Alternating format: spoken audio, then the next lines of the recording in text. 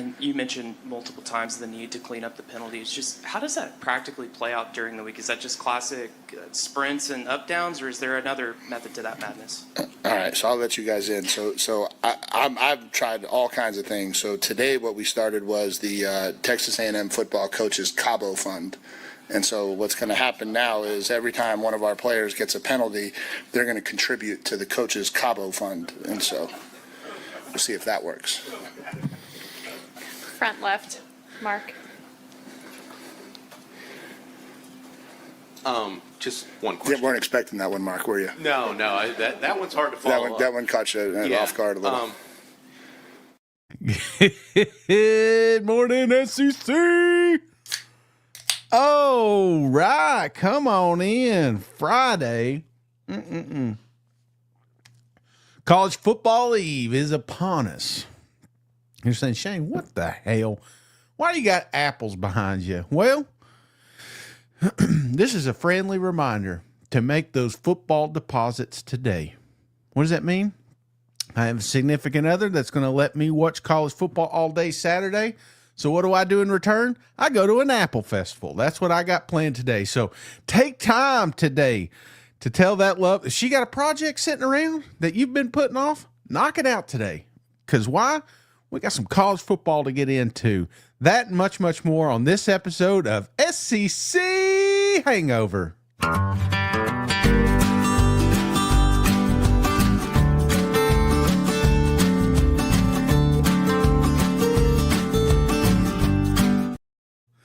Come on in.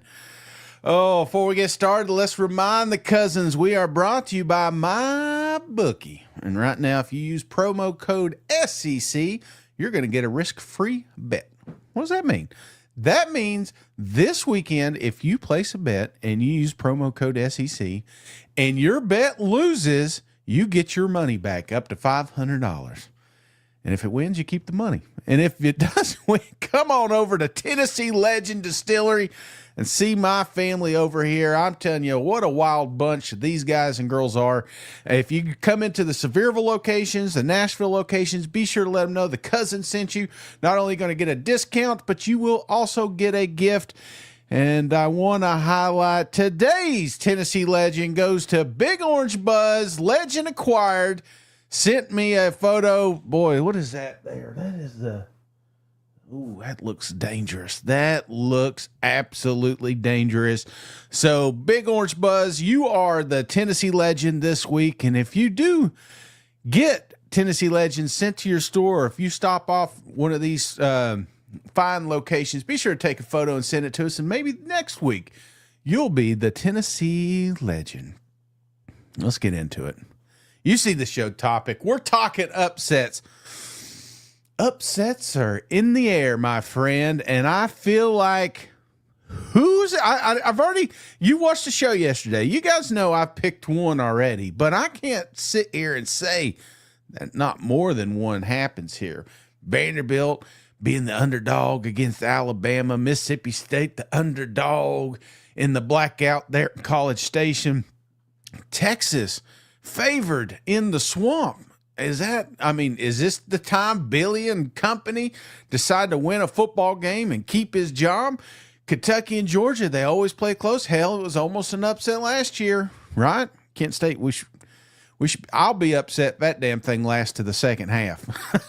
But let's get into it. Let's talk some upsets. First one we're going to bring up today is, well, let's go ahead and knock that cupcake game out of the way, right? Oklahoma, tough matchup, right? No. The big news here is that they don't have their star quarterback, John Mateer. And I'll be honest with you, this isn't a game you even need a quarterback, I don't think. But we are going to get the debut of Mike Hawkins. We got to see him last year.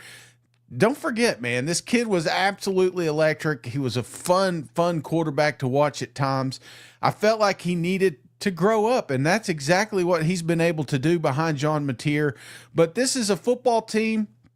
When you're looking at Oklahoma, this is a it's a cupcake, right? But it's right before the Red River shootout, and I feel like this is a game you got to get right. You know, this is a game that you got to clean up some of those stupid mistakes, because if Hawkins is the quarterback during this thing, we need him, right? And so I'm not expecting a vanilla offense here. I'm expecting the same offense I've seen the last 4 weeks, the same tenacious defense I've seen the last 4 weeks.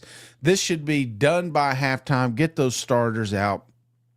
Definitely should not be an upset, but could be an upset, right? I mean, well, they haven't done it in 15 years, but what if Kentucky pulls off the upset against Georgia? What does Coach Stoops need to do to pull off this upset, you ask?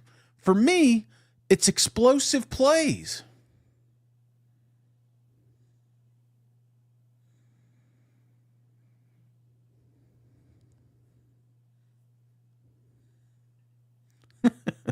How you like that little feature there? Worked all night for that one. But Coach Stoops was asked about it in the press conference. And listen, Linda, I'm going to tell you right now, I try not to pile on. I try not to pick on any coaches, and I'm not picking on Kentucky, but probably the most depressing press conference I heard this week was Coach Stoops. And they are asking questions like, well, how do you keep it so close against a team like Georgia? Is there an advantage to being down multiple scores? You know, I don't think there is an advantage. But one thing that Kentucky's going to absolutely have to have on both sides of the football, if they're going to pull off this miracle, is some explosive plays. Something they've not been able to do. And again, Coach Stoops was asked about that. But I want to lead in with the close one, because this is where we're at as a program in Lexington right now. Kirby always has a lot of respect for you guys because you play him close. Is there something to that? Is it a style that is similar to them that you guys are able to play Georgia well? Well, I think we just try to be who we are, and and through the years, we've always tried to be very tough and very physical and play the game the right way. And but they've been on certainly on the right side of the wins and losses. They have a great team. They beat a lot of people, and they've had a great program for a long time. Well, obviously nobody wants to play from behind, but what has to happen for the offense to get to a point when adversity does strike, when you are down multiple scores, it doesn't feel so daunting to be able to get back? Yeah, it is fair point, because we are methodical right now and not overly explosive, and therefore we have to play a game a certain way. And I think we just got to continue to get better in all areas, and whether it be coming up just a fraction short in protection, or a quarterback maybe missing a throw, or a receiver not coming up with a dynamic catch. You put it all together, and it's not a great recipe. It is not, Coach. It is not a great recipe at all. But it's at the end of the day, this is where we're at, right? I mean, you talk about a major upset. That's exactly what this would be. No one is expecting Kentucky to win, but nobody expected Kentucky to go on the road last year and whoop up on Ole Miss. I sure as hell didn't think it was going to be a ball game the last time these two teams met, but Coach Stoops does find a way to keep it close. So what does Kirby have to do to not let that happen? I think the biggest theme that I heard from players, from the coaches, from the media, is they all want to talk about last week, right? The rear view mirror. Talk about the highs with Tennessee, the lows with Alabama. Maybe that's the recipe for Kentucky to actually be able to have the opportunity to pull off an upset. And Coach Kirby Smart was asked about, hey, how do you rein in the emotions of this football team? Coach, I thought it was interesting that you brought up talking about how the players are feeling the hurt. How do you go about making sure they don't get too high on the highs and low on the lows, going from the Tennessee game to obviously this weekend? It's called Kentucky. right? Like we got to go play a really good football team. So I'm not concerned about. I'm glad that they were affected and hurt. There's a lot of college football teams right now. They got teams that the kids don't care. Like when people hurt, you usually get a better response, right? You get a better mechanism of like buy-in or like doubling down on something of like knowing who I am and knowing what I've got to work on. So that part excites me to get to work today. Well, you can't have Georgia talk without the legend, the absolute legend, Cousin JR, coming through with the membership, gifting Jerry. Jerry, welcome to the family. Oh, courtesy of Cousin JR. And yeah, I mean, it's easy for Kirby to say that, right? It's easy for Kirby to say, hey, let's just overlook it. I mean, the guy's been doing it for years. He's a professional, right? But these kids, it's a little bit different. And I think there's going to be a natural hangover in this football game. We've got to, I mean, how can you not go from Tennessee, big win, Neyland, upset loss, at home nonetheless, to Alabama, and just expect to rein it in? Are the fans going to be pumped up for this game? I don't think so. You know, so there may be one of these classic halftime 17-10 situations, but I think if you're looking at Kentucky, like best odds here, like best chances to pull off an upset, I mean, you couldn't ask for a better recipe. It's not going to happen, though. I'm just saying, out of all the upsets, this one for me is the least likely to happen. Now, on the opposite end of that spectrum, which one is more likely to happen? And this one's an interesting one, especially if you're keeping an eye on Vegas. This line keeps getting closer and closer, and who knows, by kickoff, it may be a pick 'em. We got Texas and Florida. Now, there's a lot of footballs over there on the Texas side. We get that. And Florida Gators, if anybody's leading the parade for picking on Billy Napier, it's this guy. But I told you at the start of this week, I felt like this is one of those games that just doesn't feel right? I think if you're looking at paper, I mean, when you're looking at these top numbers, you say, hey, Texas should go in there. They should win by 4 or 5 scores and go home. And, you know, we crown them and talk about their college football playoff opportunities. And Arch Manning's Heisman, campaign officially kicks back off. That's what we think should happen. And honestly, I wouldn't be surprised if that is exactly what happens, if Texas goes down there and wins by multiple scores. But there's just something weird about this game, right? Billy Napier they had the week off. And I feel like when you're talking about pulling off an upset, it is clearly on the shoulders of this guy right here, which Florida fans are like, holy shit. But I'm just saying. And Billy was asked about it.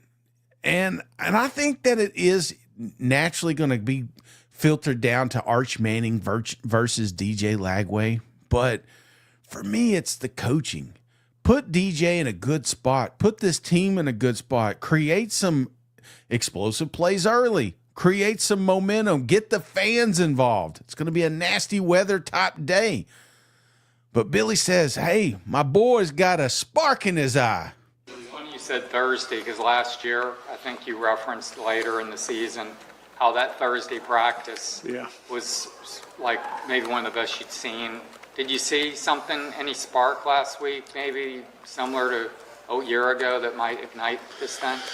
Yeah, seeing a look in Tu's eye, I think that's important. I think that's ultimately, I'm trying to get, we're trying to do our best for him, in terms of creating an environment where he can continue to get back in his rhythm. That's the most important thing right now. So, and that includes not only his contribution, that's the staff's contribution. That's the players at each position that play around him. So I think it's, a lot of people saying, hey, we just need a spark, right? Well, the challenge is, how about everybody take ownership and be the spark, right? So I think that's been the approach. Nice comment, Coach. And he talked about this. DJ's talked about this. He feels like the defense is about to pop. He feels like this team is about. I mean, we've been told this for multiple weeks, but what if this is the week? And you talk about a monumental, win. This would be massive if you can beat them Texas Longhorns. And I think it happens. I predicted 7-6. I'm not super confident in this game, but I do think that if Arch Manning, I don't know why I keep saying Texas, if this man right here builds off the game that he had against Sam Houston, and again, I'm not saying Sam Houston is a tough matchup here, but let's not act like Arch didn't have some phenomenal throws in this game and some athletic plays in this game. I feel like this is ultimately going to be like, is he real or not? I mean, we've been speculating that Arch is not a good quarterback. I mean, outside of Austin, and if he can go down here in the swamp and pull off a big victory here, then yeah, I feel like we get back on that Arch Manning bandwagon. But the media, even down there, I'm going to play you a clip here, and this is what the media's perspective is like, do we need to simplify the playbook? Do we need to make things easier for Arch Manning here? This is an interesting question, but I thought an interesting response as well. Steve, I know you in the past you've mentioned you like running a lot of different things from a variety of looks, but you got players who have responsibilities and they've got, Calc 2 on Thursdays.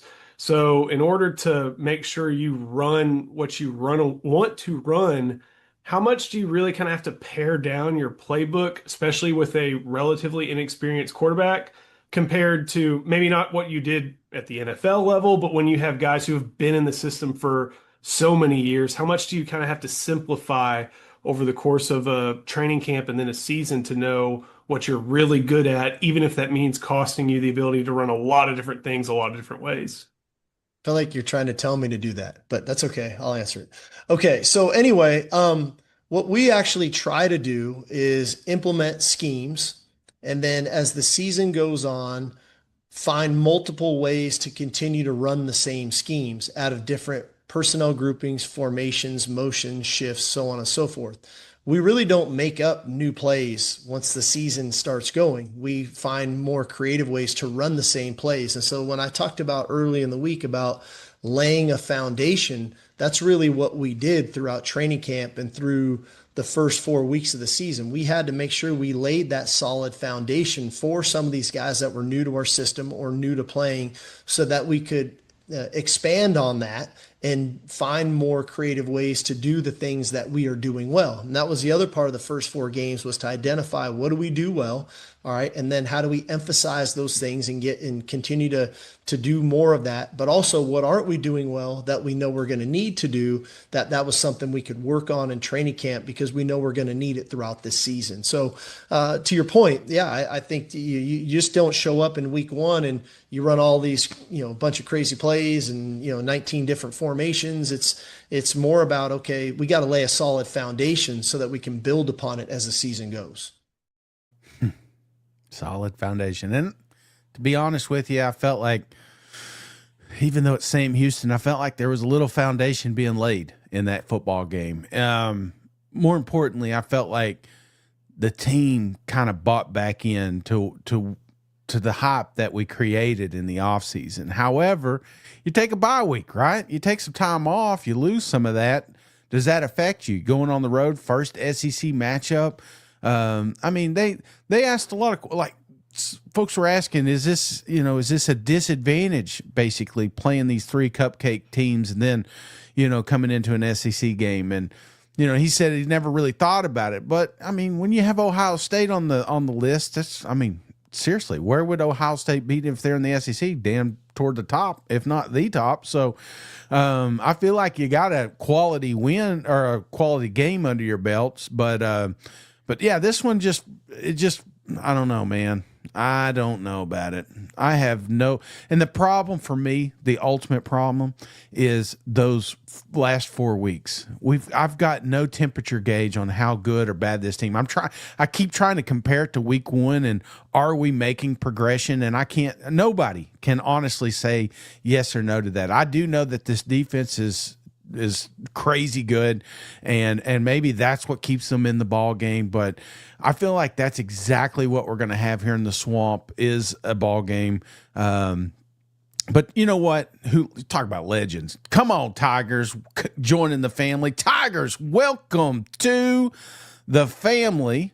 Also, Jason James up early this morning, gifted memberships. Thank you, cuz. This one's going to go to Rodrigo. Rodrigo, welcome to the family, courtesy of my man, Jason James. Oh, man, cousins are fired up. We got, Shane, can't believe you're even talking about Texas losing to Florida. What's that happen? If that ultimately happens, because I think this is going to come down to the coaches, Steve simplifying the playbook, not so much, but making it easier for Arch, possibly yes. And same thing with Billy. I feel like it's important that the Florida Gators do exactly what they need. That, like, they're playing with house money right now. That makes them the most dangerous football team in the Southeastern Conference, because this is a dead man walking. Billy Napier is out, right? He's going to get fired. He loses this game, he's fired. He wins this game, he's still probably fired. There is nothing you can tell this man that's going to make him worry anymore. So I feel like that's what makes the Florida Gators so dangerous right now, because if they win, it's an upset. If they win, Texas, we will be talking about them for 2 weeks as frauds. And I feel like that's kind of where we're at. Somebody asked earlier, are you watching any games? This is it. Mississippi State, Texas A&M. Me and Mike are going to be on. We're going to be watching this game. I feel like this one is also going to be entertaining. You got two of the most dangerous, explosive running backs in the business. Got to see it firsthand last week. Devon Booth and Bothwell, and these guys, Fluff is absolutely killing it right now. As far as stats, these guys are combined 600 yards, 10 touchdowns, and I feel like if they are going to pull off the upset against Texas A&M, they got to go down here and they got to play their game. And I felt like that's what they were doing, especially against Tennessee last week in the first half.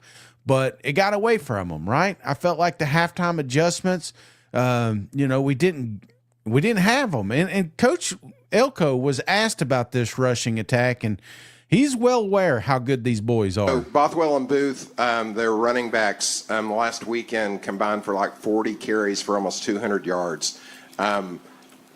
When you see that, does it kind of remind you of Notre Dame of facing a couple of running backs that are really talented, but then you got a quarterback that can move around and throw it as well? Yeah, I just think systematically it's a lot different. And so, yes, from a standpoint of talented, yeah, for sure. They're an extremely talented backfield. We saw that firsthand with Booth last year. He had a really good day against us last year. We didn't see the quarterback. I thought they were a more efficient offense when he was playing quarterback last year. They're certainly a more efficient offense with him at quarterback this year. It's just a different style of offense, and so the plays come at you a little bit differently, and so I don't know that you draw that comparison to Notre Dame. You're featuring a really talented group. GoVols98 says it best. A cornered rattlesnake is always dangerous. Florida's defense has been elite this year, and nasty weather potentially is a great recipe for an upset. Absolutely, and I know Texas A&M fans, they're sitting there on cloud freaking 9. This is our year, right? We're not going 8-4. Don't even talk about it. But listen, these are the games that you usually lose.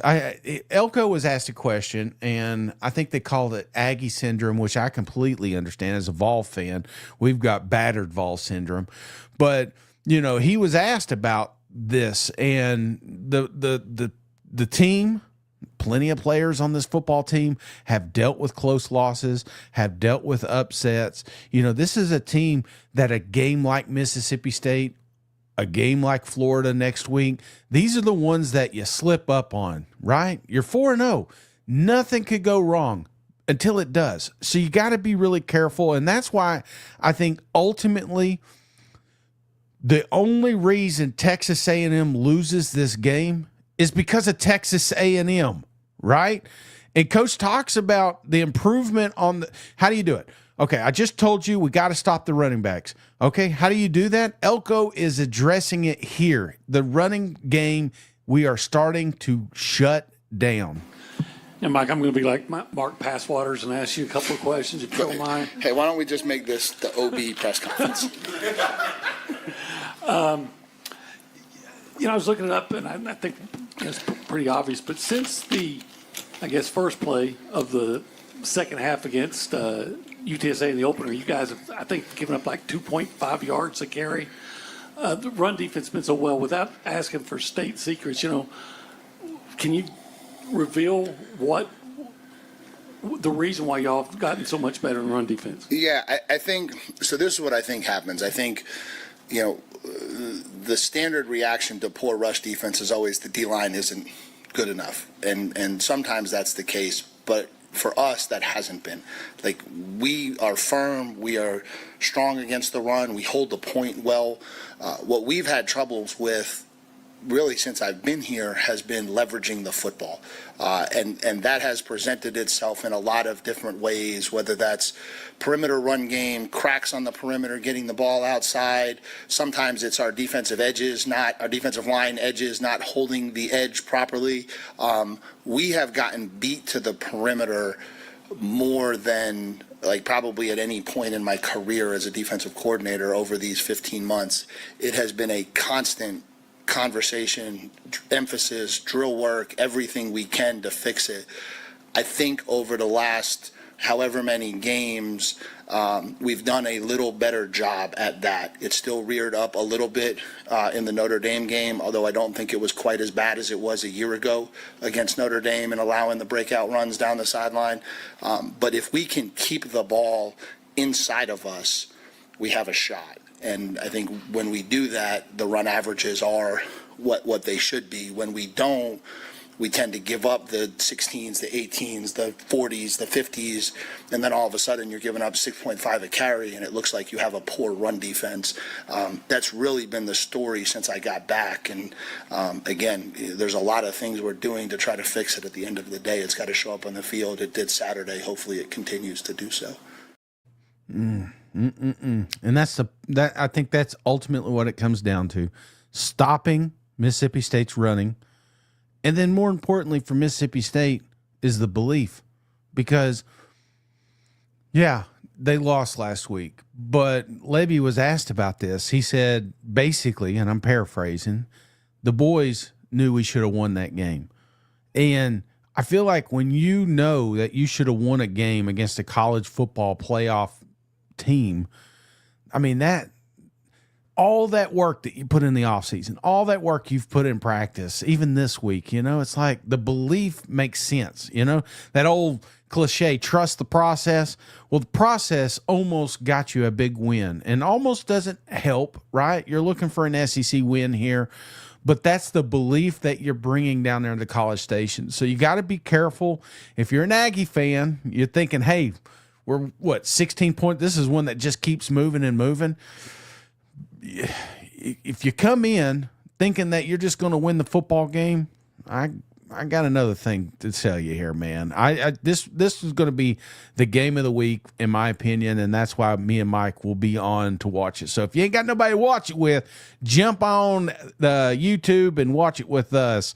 Now, the game of the week, right? Can't believe it. I mean, we're sitting here and we're talking about Vanderbilt and Alabama game day. Get the hell out of here. Well, part of the reason this is not only is Vanderbilt playing out of their damn minds, but the chirping in the offseason. Let's not forget what Ryan Williams told John Gruden. What the hell happened to you guys against Vanderbilt? Man, they played a better football game than us this game. We came out slow. And they capitalized. They held the ball. They had their game plan, and they executed. What do you say to your team when you got Vanderbilt this year coming into Tuscaloosa? Man, going into this game, it's we don't call them revenge games. So we gonna kill an ant with a sledgehammer this year. So I mean, just every game that we fell short last year, we definitely got red eyes going into them. Oh, we go kill them. We go to kill them. Oh, my goodness. And that's exactly what Bama needs to do, right? If Bama is not going to allow an upset, it's got to be because of this defense. My gosh. Not only did they play a fantastic game here the last few weeks, but this is one that they really got to clamp down on. And this was a team, especially that defensive side, that really – kind of got a black eye last year as they had a breakdown, losing against Vanderbilt. And obviously, Diego Pavia is going to be the only reason that Vanderbilt can pull off another upset. This guy is the X factor. This is a Heisman. Somebody asked me who's a Heisman candidate. This man. They're undefeated right now, and it's all because of Diego Pavia. This is a better football team, but one of my favorite comments that come out of this one, Pavia was asked, the crowd is going to be a big factor in the game, but we just have to play within the white lines. If we do that, if we play our game, it won't be close. I don't think it'll be close either. This is my prospect. This is my pick of the week, the lock. Them elephants squashing them ants with the sledgehammer. Come on now.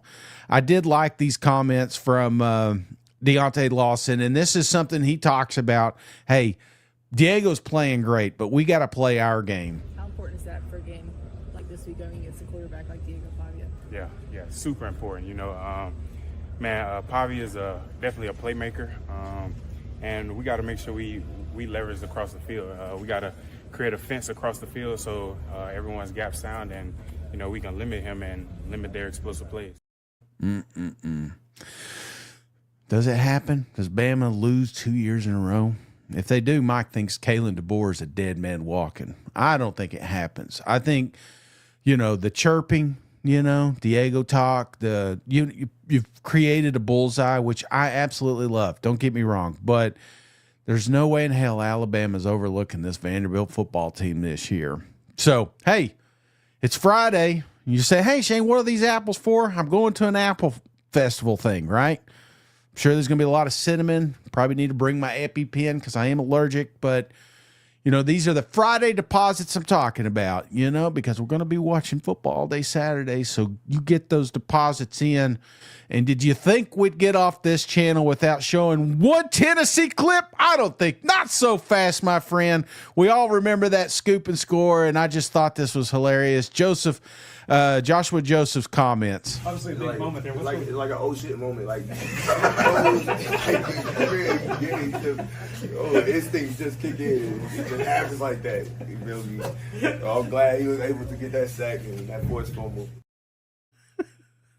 Well, this oh shit moment is I'm 3 minutes past time. Got to get out here. I hope you guys have a wonderful Friday. We're 33 minutes closer to kickoff. And don't forget, if you need any bail money, give me a call. And if you stay out of trouble, I'll see you Saturday. We're going to watch a little college football together. All right. Y'all have a good one. See you guys. Go Vols.